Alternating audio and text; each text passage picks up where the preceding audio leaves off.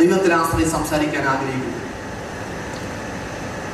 Family was A God idea. ദൈവത്തിൻ്റെ ഒരാശയമാണ്, അല്ലെങ്കിൽ ദൈവത്തിൻ്റെ ഒരു ഇഷ്ടമാണ് കുടുംബം എന്നത്. God himself created the first family. ദൈവം തന്നെയാണ് ഒന്നാമത്തെ കുടുംബത്തെ എന്ത് ചെയ്യുന്നത്, പദ്ധതി ഇട്ടത്, അല്ലെങ്കിൽ ദൈവമാണ് ഒന്നാമത്തെ കുടുംബത്തിന് സൂത്രധാരൻ. ഒരു ജീവിത പങ്കാളിയെ കണ്ടെത്തുക എന്നുള്ളത് വളരെ എളുപ്പമായ കാര്യമാണെങ്കിലും ഒരു ഉത്തമ ജീവിത പങ്കാളിയെ കണ്ടെത്തുക എന്നുള്ളത് അല്പം ദുഷ്കരമായ ഒരു കാര്യമാണ്. ഒരു ഉത്തമമായ ഒരു കുടുംബ, അല്ലെങ്കിൽ ഒരു ഉത്തമമായ ഒരു കൂട്ടുപങ്കാളി, ഒരു പങ്കാളിയെ കണ്ടെത്തുക എന്നുള്ളത് ദൈവത്തിൻ്റെ ഇഷ്ടവും ദൈവത്തിൻ്റെ ഹിതത്തിലും ഒത്തവണ്ണമാണ്. വിവാഹം എന്ന ഈ ആശയം വളരെ നല്ലതാണെങ്കിലും ഈ ആശയം ഏറ്റവും നല്ലതാവാനുള്ള ഏറ്റവും വലിയ കാരണം, ഈ ആശയം, ഈ കുടുംബം എന്ന ഈ ആശയം ദൈവത്തിൽ നിന്ന് ഉരുത്തിരിഞ്ഞത് കൊണ്ടാണ് ഈ ആശയം ഇത്രയും അനുഗ്രഹിക്കപ്പെടാനുള്ള കാരണം. ദൈവത്തിൻ്റെ ഈ വലിയ പദ്ധതിയും ദൈവത്തിൻ്റെ ഈ ആശയവും ദൈവത്തിൻ്റെ ഇഷ്ടവും അതെന്നും പൂർണ്ണ നിറവിലായി തീരുവാൻ ദൈവം ആഗ്രഹിക്കുന്നു. ഇന്നത്തെ നിയുക്ത വരനായ ജോബിൻ പി പോൾ ദൈവം ഒരു കുടുംബത്തെ വിളിക്കുമ്പോൾ, ദൈവം ഒരു കുടുംബത്തെ തിരഞ്ഞെടുക്കുമ്പോൾ, ദൈവം അവിടുത്തെ പ്രധാന വ്യക്തിയായ നിയുക്ത വരൻ അല്ലെങ്കിൽ ആ ഭർത്താവിന് തന്നിൽ നിക്ഷിപ്തമായിരിക്കുന്ന ദൈവത്തിൻ്റെ ഹിതത്തെ, ദൈവത്തിൻ്റെ പൂർണ്ണ ആലോചനയെ സപ്പോർട്ട് ചെയ്യാനാണ് ദൈവം ഭാര്യയെ കൂട്ടിച്ചേർക്കുന്നത്. സപ്പോർട്ട് ചെയ്ത് ജീവിതാവസാനം വരെ മുൻപോട്ട് പോവുകയാണെങ്കിൽ ഒരു വിജയകരമായ ജീവിതം ഇവർക്ക് നയിക്കാൻ സാധിക്കും. ജോബിൻ്റെ ബാല്യകാലവും കൗമാരകാലവും യൗവനകാലത്തിലൊക്കെ താൻ കടന്നുപോയി. തൻ്റെ യൗവനകാലത്തിൻ്റെ ഈ ഭാഗത്തിൽ കടന്നു വന്നപ്പോൾ ദൈവം തന്റെ ജീവിതത്തിൽ ഇങ്ങനൊരു ക്രമീകരണം ചെയ്തു. ഒരു പക്ഷിക്കും ഒരു ചിറക് കൊണ്ട് പറന്ന് മുമ്പോട്ട് യാത്ര ചെയ്യാൻ കഴിയത്തില്ല. രണ്ട് ചിറക് കൊണ്ട് മാത്രമേ ഒരു പക്ഷിക്ക് ദൂരെ യാത്ര ചെയ്യാൻ സാധിക്കത്തുള്ളൂ. ഇതുപോലെ പ്രിയ റെൻസി തൻ്റെ അടുത്തൊരു ചിറകായി തന്നോട് ചേർന്ന് ഒരുമിച്ച് നിൽക്കുമ്പോഴാണ് ദൈവം ആഗ്രഹിച്ച ലെവലിലേക്ക്, ദൈവം ആഗ്രഹിക്കുന്ന ആ ദൈവത്തിൻ്റെ പദ്ധതിയിലേക്ക് അവർക്കൊരുമിച്ച് യാത്ര ചെയ്യാൻ കഴിയത്തുള്ളൂ. ഒരുമിച്ച് യാത്ര ചെയ്യുന്ന കുടുംബത്തെ ഒരിക്കലും ഒരു പരാജയത്തിലേക്ക് എത്തിപ്പെടത്തില്ല. ഒരുമിച്ച് യാത്ര ചെയ്യുന്ന ഒരു കുടുംബം ദൈവത്തിൻ്റെ ഇഷ്ടത്തിലേക്കും ദൈവത്തിൻ്റെ ഹിതത്തിലേക്കുമാണ് അവർ എത്തിച്ചേരുന്നത്. ഈ സന്ധ്യയെങ്കിൽ സമയ ചുരുക്കം കൊണ്ട് ഞാൻ ഒന്ന് രണ്ട് കാര്യം മാത്രം പ്രിയ ജോബിനോടും റെൻസിയോടും ഓർമ്മിക്കാൻ ആഗ്രഹിക്കുകയാണ്. ഒരു കുടുംബജീവിതത്തിൻ്റെ ഏറ്റവും അനുഗ്രഹിക്കപ്പെട്ട അനുഭവത്തിലേക്ക് നിങ്ങൾ കടന്നു പോകണമെങ്കിൽ നിങ്ങൾ ചില പ്രധാന കാര്യങ്ങളിൽ ശ്രദ്ധ വെക്കേണ്ട ആവശ്യമുണ്ട്. നാം തമ്മിൽ കുറ്റപ്പെടുത്തി കഴിഞ്ഞാൽ അത് ബുദ്ധിമുട്ടിലേക്ക് നീങ്ങുകയാണ്. തമ്മിൽ കുറ്റപ്പെടുത്താതിരിക്കുക. ഞാൻ മെസ്സേജൊക്കെ പ്രിപ്പയർ ചെയ്യുന്ന സമയത്ത് എൻ്റെ ഭാര്യയൊക്കെയുണ്ട്. ഞാനിങ്ങനെ മെസ്സേജിൻ്റെ കാര്യങ്ങളൊക്കെ എടുത്തപ്പോൾ എല്ലാ കാര്യങ്ങളും നോക്കുന്നുണ്ട്. എനിക്കും ഒരു പ്രാവശ്യം കൂടെ ഒരു ദൈവാശ്രയ ബോധത്തിലേക്ക് കടന്നു വരാൻ സാധിച്ചു. ഇന്ന് രാത്രിയിലത്തെ ഈ മീറ്റിംഗ് വിവാഹത്തിൽ പ്രവേശിച്ച് കുടുംബജീവിതത്തെ കുറിച്ച് ഉത്തമ ബോധ്യമുള്ളവർ എന്നെ കേൾക്കുന്നുണ്ട്. കുടുംബജീവിതത്തിലേക്ക് പ്രവേശിക്കാനിരിക്കുന്ന, ഇപ്പോൾ പ്രവേശിക്കുന്ന കർത്താവൻ ദാസനെ അനുഗ്രഹിച്ച ശുശ്രൂഷ പ്രവേശിപ്പിക്കുന്ന പ്രിയ ജോബിൻ, പ്രിയ റെൻസിയുണ്ട്. അതുപോലെ തന്നെ ഇനി അതിനായി കർത്താവ് അനുവദിക്കുന്നെങ്കിൽ പ്രാർത്ഥിക്കുന്ന ഒരു കൂട്ടമുണ്ട്. 3 വ്യത്യസ്ത നിലയിലുള്ളവരാണ് ഈ കാര്യങ്ങൾ കേൾക്കുന്നത്.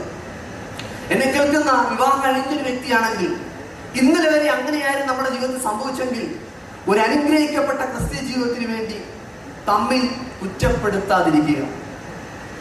രണ്ടാമത്തെ കാര്യം, ഒരിക്കലും താഴ്ത്തി സംസാരിക്കാതിരിക്കുക. ദാമ്പത്യ ജീവിതത്തിന്റെ ഏറ്റവും തകർച്ചയുടെ കാരണം വിശ്വാസം നഷ്ടപ്പെടുന്നതാണ്. ഇന്നത്തെ കാലത്ത് മനുഷ്യർക്ക് ഭയങ്കര സംശയമാണ്. അത് ഈ 2020, ഞാനൊരു മെഡിക്കൽ ഫീൽഡിൽ നിന്നായതുകൊണ്ട് എനിക്കറിയാം, അത് 2020 മൂർധന്യാവസ്ഥയിലൊക്കെ എത്തിയപ്പോൾ ഞങ്ങൾ അതിനെ സംശയ രോഗമെന്ന് ഞങ്ങൾ പറയാറുണ്ട്. ചില ഭർത്താക്കന്മാർ വളരെ ഡിറ്റക്റ്റീവുകാരെ പോലെയാണ്. ആരോടും പറയാതെ പെട്ടെന്ന് വന്ന് കതക് തുറന്ന് ചാടി അകത്ത് കയറി കതകിന്റെ പുറകു നോക്കുന്നു ആരെങ്കിലും ഉണ്ടോ എന്ന്, ഓടിച്ചെന്ന് ഭാര്യയെ തള്ളി മാറ്റി കട്ടിലിന്റെ അടിയിൽ നോക്കുന്നു ആരെങ്കിലും ഉണ്ടോ എന്ന്. അതുപോലെ ഭാര്യയുടെ പോലെ വല്ല മുടിക്കഷ്ണം കാണും, ഈ കോട്ടയിലോ ഉടുപ്പയിലോ ആണ് ഇരുന്നാൽ അന്നത്തെ ദിവസം വളരെ ബുദ്ധിമുട്ടാണ്. ഭർത്താവിനെ വിശ്വസിക്കുക എന്നത് ഏറ്റവും പ്രധാനമായ കാര്യമാണ്. ഭാര്യയെ വിശ്വസിക്കുക എന്നത് ഏറ്റവും പ്രധാനമായ കാര്യമാണ്. ഇത് ഓർക്കുമ്പോൾ ഞാനൊരു കഥ ഓർക്കുകയാണ്. ഭർത്താവിനെ വിശ്വാസം കുറഞ്ഞ, അത്ര വിശ്വാസമില്ല, അദ്ദേഹവുമായി എവിടെ യാത്ര ചെയ്ത് പോകുമ്പോഴും ഭർത്താവ് രാത്രി ഉറങ്ങത്തില്ല. ഭാര്യ ഉറങ്ങിയിട്ടേ ഭർത്താവ് ഉറങ്ങത്തുള്ളൂ. കാരണം എല്ലാവർക്കും ചെറുതും വലുതുമായ വിഷയങ്ങളുണ്ട്. സാധു കൊച്ചുകുഞ്ഞുദേശി ഇങ്ങനെ സഭയെ സംബോധന ചെയ്തുകൊണ്ടിരുന്നപ്പോൾ വിവാഹ സംബന്ധമായ ചില കാര്യങ്ങൾ പറഞ്ഞു. വളരെ അനുഗ്രഹിക്കപ്പെട്ട കർത്താവിന്റെ ദാസനാണ്. താൻ എന്തായാലും ചോദിച്ചു, ഭാര്യയുമായി വിഷയമില്ലാത്ത ആരെങ്കിലും ഉണ്ടോ എന്ന് ചോദിച്ചു. സഭ മൊത്തം നിശബ്ദരായി, നിങ്ങളെ പോലെ ഇങ്ങനെ നിശബ്ദരായിരിക്കുമ്പോൾ അതിലൊരു വിരുദ്ധൻ കൈവയ്ക്ക് കാണിച്ചു. സുവിശേഷകൻ ആകെ പോയി, എടാ അങ്ങനെ പ്രതീക്ഷിച്ചില്ലല്ലോ ആരും കൈയുയർത്തി കാണിക്കുമെന്ന്. താൻ എങ്ങനെ പ്രതീക്ഷിച്ചിരുന്നപ്പോൾ താൻ ഈ യൗവനക്കാരനോട് ചോദിച്ചു, എത്ര നാളായി നിന്റെ വിവാഹം കഴിഞ്ഞിട്ട്? അദ്ദേഹം പറഞ്ഞു, 2 ദിവസമായി.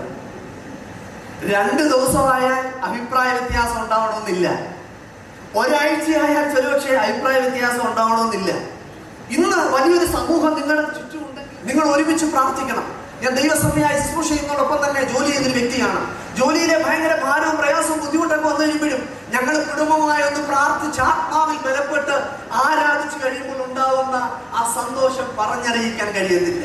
എനിക്കറിയാം, ജോലിയോടുള്ള ബന്ധത്തിൽ നിങ്ങൾക്ക് ഒരുപക്ഷെ മറ്റ് വ്യത്യസ്ത സ്ഥലങ്ങളിൽ ഒന്ന് താമസിക്കേണ്ടി വന്നാലും ജോബിൻ എത്രയും പെട്ടെന്ന് യു സ്റ്റേ ടുഗദർ. നിങ്ങൾ ഒരുമിച്ച് പ്രാർത്ഥിക്കുകയും ഒരുമിച്ച് താമസിക്കുകയും വേണം. ഒരാളുടെ സാലറി കൊണ്ടേ നിങ്ങൾക്ക് ജീവിക്കാൻ പറ്റുള്ളെങ്കിലും അത് കഷ്ടം സഹിച്ചാണെങ്കിലും നിങ്ങൾ ഒരുമിച്ച് താമസിച്ചിരിക്കണം. 1 God centered life, 2 prayer centered life, 3ാമതായി വേർഡ് സെന്റേർഡ് ലൈഫ്, വചന ധ്യാനം, വചനത്തിൽ കോൺസെൻട്രേറ്റ് ചെയ്യുന്ന ഒരു ഫാമിലി ആയിരിക്കണം നിങ്ങൾ. കാരണം ബുദ്ധിയുള്ള മനുഷ്യൻ വീട് പണിതപ്പോൾ അവൻ പാറമേലാണ് വീട് പണിതത്. എങ്ങനെയാണ് ഒരു ഭവനം നിലനിൽക്കുന്നത് അറിയുന്നത്? നല്ല അനുഭവങ്ങൾ വരുമ്പോഴല്ല. ഇപ്പോൾ നിങ്ങൾ ഇനിയുള്ള ചില ദിവസങ്ങളിൽ നിങ്ങൾ ബിസിയാണ്, എനിക്കറിയാം. ഞാൻ പോലും പാസ്റ്റർ പോലും ഒരു ഡേറ്റ് വെച്ചാൽ കിട്ടത്തില്ല. കാരണം നിങ്ങളുടെ ബന്ധുക്കളുടെ വീട്ടിലൊക്കെ ഓടി തീരത്തില്ല. എന്നാൽ 2, 3, 4 മാസമോ കഴിയുമ്പോൾ നമ്മൾ അല്പം ഒന്ന് ശാന്തമാകും. അതിനുശേഷം പ്രതികൂലങ്ങൾ, പ്രയാസങ്ങൾ കടന്നു വരുമ്പോൾ നിങ്ങളെ നിലനിർത്തുന്നത് ദൈവത്തിന്റെ വചനമാണെന്ന് ഞാൻ ഈ രാത്രി നിങ്ങളെ ഓർമ്മിക്കുന്നു. 4ാമതായി എനിക്ക് പറയാനുള്ള ഒരു കാര്യം, 1ാമതായി ഗോഡ് സെന്റേർഡ് ലൈഫ് ആയിരിക്കണം. 2ാമതായി പറഞ്ഞല്ലോ പ്രയർ സെന്റേർഡ് ആയിരിക്കണം. 3ാമതായി വേർഡ് സെന്റേർഡ് ആയിരിക്കണം. 4ാമതായി ഞാൻ പറയാൻ ആഗ്രഹിക്കുന്നത്, നിങ്ങൾ ദൈവ സ്നേഹത്തിൽ അല്ലെങ്കിൽ ഡിവൈൻ ലവിൽ സെന്റേർഡ് ചെയ്ത ഒരു ലൈഫ് ആയിരിക്കണം നിങ്ങൾ. ഈ 4 പ്രധാന കാര്യങ്ങൾ നിങ്ങൾ മുമ്പോട്ട് പോവുകയാണെങ്കിൽ എനിക്ക് നല്ല ഉറപ്പുണ്ട്, ദൈവത്തിന്റെ ആത്മാവ് നിങ്ങളുടെ കുടുംബജീവിതത്തെ ദൈവസഭയിൽ അനുഗ്രഹിക്കപ്പെട്ട മാതൃകയുള്ള ഒരു കുടുംബമാക്കി തീർക്കുമെന്ന് എനിക്ക് യാതൊരു ബുദ്ധിമുട്ടുമില്ല. ഈ കുടുംബത്തെ എനിക്ക് പേഴ്സണലായിട്ട് അറിയാം. പല പ്രാവശ്യം ഞാൻ അവരുടെ ഭവനത്തിൽ പോവുകയും പ്രാർത്ഥിക്കുകയും ആഹാരം ഞങ്ങൾ ഒന്നിച്ച് ഭക്ഷിക്കുകയും സന്തോഷിക്കുകയും ഒക്കെ ചെയ്തിട്ടുണ്ട്. എനിക്ക് നല്ല ബോധ്യമുണ്ട്, അവരുടെ കണ്ണുനീരാണ് പ്രിയ ജോബിൻ ഇന്ന് ഈ അവസ്ഥയിലായിരിക്കുന്നത്. കണ്ണുനീരുള്ള മാതാപിതാക്കളെ, നിങ്ങൾക്ക് സന്തോഷിക്കാൻ ഈ രാത്രി വകയുണ്ട്. നിങ്ങളുടെ തലമുറ നഷ്ടപ്പെടത്തില്ല. ദൈവം ചങ്ങലകളാലും കൊളുത്തുകളാലും മനുഷ്യരെ മടക്കിക്കൊണ്ടുവന്നതുപോലെ ഓരോ തലമുറയും മടക്കിക്കൊണ്ടുവന്ന് ഞാൻ ഈ രാത്രി നിങ്ങളെ ഓർപ്പിച്ചുണർത്തുകയാണ്. മറ്റൊന്നും പറയാൻ ഞാൻ സമയമെടുക്കുന്നില്ല. ഇന്ന് രാത്രി കടന്നു വന്നിരിക്കുന്ന നിങ്ങൾ എല്ലാവരും ഇവരെയും